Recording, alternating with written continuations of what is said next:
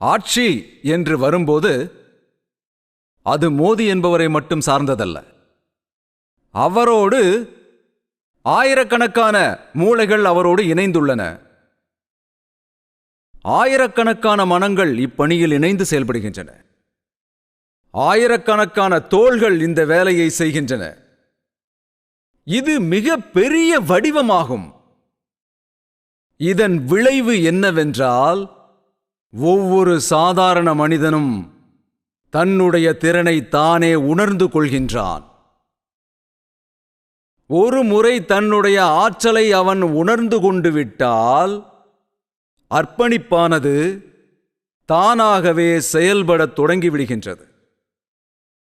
மேலும் இந்த 3 மாத காலம் முழுவதும் அந்த சக்தியை உணரும் காலமாகும். ஆற்றல் நிறைந்த அந்த அர்ப்பணிப்பு உணர்வு என்பது, அந்த அர்ப்பணிப்புக்கு உள்ளே புதிய தீர்மானங்களின் ஆற்றல் பிறக்கின்றது. அதன் விளைவாக இன்று நாம் மறுபடியும் நாட்டிற்கு சேவை செய்ய தயாராகி வருகின்றோம்.